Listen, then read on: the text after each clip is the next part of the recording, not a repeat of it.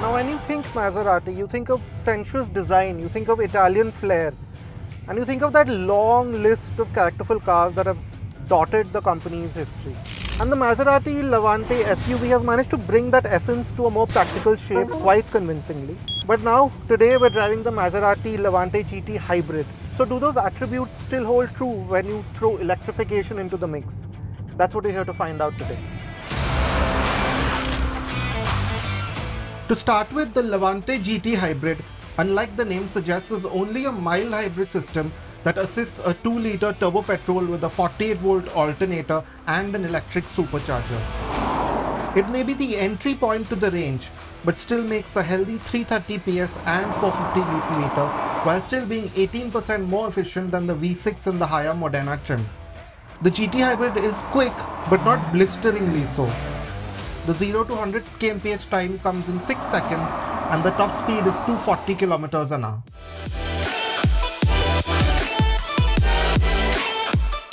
Now start driving the Levante GT Hybrid with this downsized engine, and you realize that at least in the lower ICE, or what is the equivalent of eco or normal modes, this motor is usual fare for what you would find in a luxury SUV such as this one. So it's quiet, it's refined, it's not too much noise coming into the cabin, and the electrification that's there, that e-boost from that electric supercharger, does a great job of filling in the gaps in torque in the motor. So you have a linear, wide power band. So it's very easy to drive in these modes. And as always, that ZF 8-speed is just shuffling away in the background, rolling in those soft shifts. But once you dial it into sport mode, that's when the Levante GT Hybrid does a very good job of living up to that trident that's on the grille in front of it. Because immediately you notice that there's a sense of urgency that's come into this car. To start with, you can hear it, there's this piped in sound, which does a fair job of mimicking, say, a V6 rumble, and it'll even burble and snap right at the top of the rev band when you lift off the gas or upshift. So that's already egging you on. But then the engine becomes much more energetic, it's much more eager to rev out, the throttle response is much sharper, and as you can see, making brisk progress is not very difficult at all. But then the cherry on the cake, you see these paddles, they function with this really satisfying clink, metallic clink. So even though the ZF is giving you those hard edge shifts now, right exactly where you need it, you can't help but reaching for these paddles and really pushing this car hard. And this is where that electrically boosted power band is really helping you. So you really do have quite a lot of easily accessible performance. Even though the outputs may not seem all that great for a Maserati, you can use that output very, very easily. Maserati has thrown a kitchen sink worth of chassis tech at this SUV to make it not feel like one. So there is the Q4 AWD system that keeps the Levante rear driven, only sending up to 50% torque to the front axle when needed. The lighter engine up front and the battery pack placed on the rear axle make for good dynamic attributes, but there is also torque vectoring and a limited slip differential along with adaptive air suspension, which now tightens everything up. Which brings us to what really stands out when you drive the Levante GT Hybrid, which is the way this fairly large SUV handles a twisty bit of road. I mean, the whole raft of chassis tech that Maserati has thrown at it has brought with it some great driving characteristics.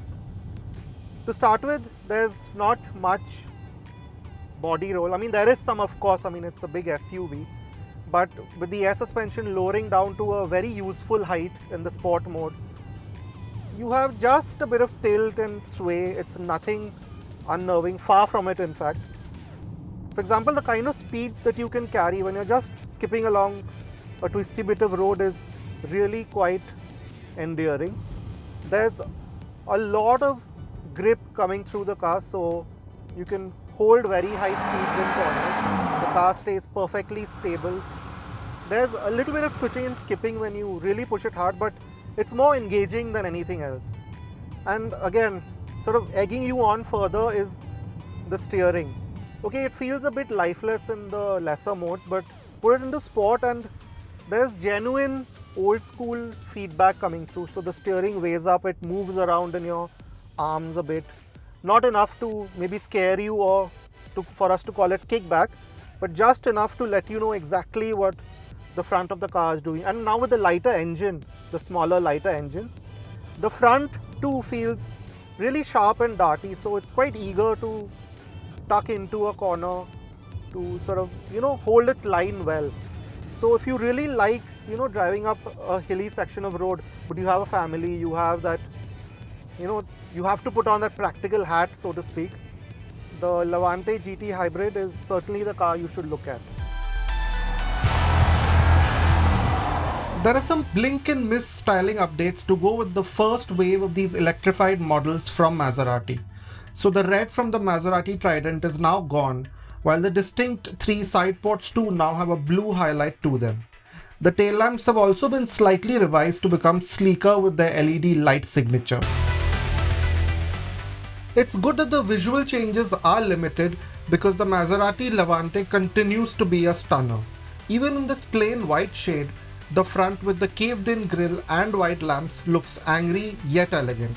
The bodywork is perfectly proportioned with its wide, low stance, smooth panels and expressive haunches, helped by these large 21-inch wheels.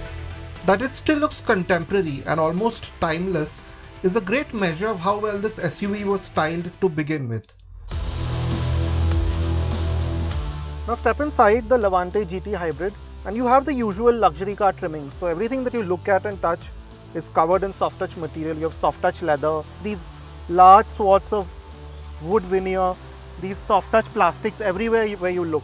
But you know that the Levante has been around for a while now, and that shows in the general layout and design. Newer rivals, which are less expensive, have brought a new sense of crispness of styling to luxury SUV cabins, which the Levante doesn't have. Now if you like driving as much as we do, that's not a problem at all. But what we don't like, and that is a bigger drawback, is the shared switchgear with lesser Stellantis offerings. For example, this touchscreen, which is functional by itself, very good to use, very easy to use, clear layouts. But you know that it's come from, say, a much lesser Stellantis product. And that's the same with these buttons for the AC controls or for these switches here.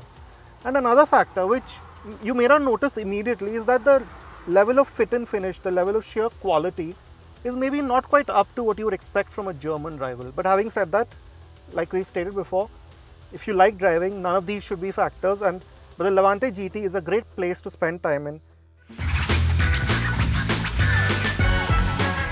You have quite a car-like driving position to go with this, where you are seated low in the cabin, the big steering wheel is at a great position, and you have the full view of the bonnet out the windscreen.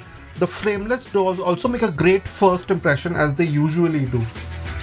The instrument cluster is easy to use like the touchscreen and almost obsessively informative. You know exactly what the mild hybrid and all-wheel drive systems are doing, as well as details like transmission temperature and the oil pressure. But they could have had a more distinct Maserati theme to them. Happily, you still get hard buttons for most controls, a luxury in itself these days. Some of the features that enhance the driving experience of the Levante GT Hybrid are soft closed doors, heated and cooled front seats, powered steering adjustment, an access mode for the air suspension, powered seats and a panoramic sunroof. You don't get ADAS, but there are most passive safety features you could want.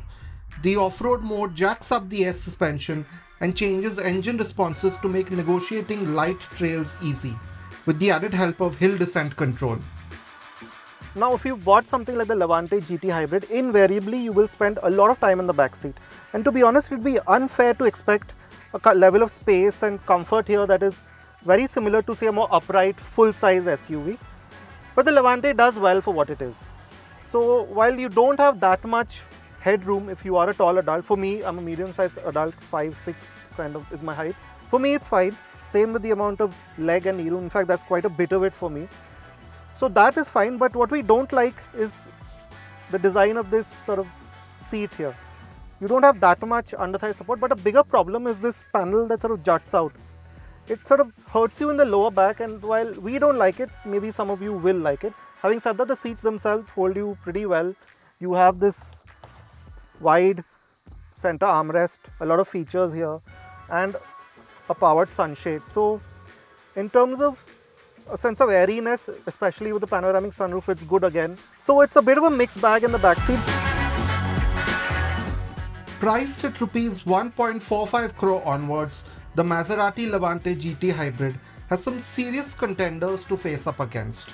It could have done with better interiors and maybe a touch more performance, but that's missing the point. Despite the downsizing and the electrification, the Levante GT Hybrid is brimming with character.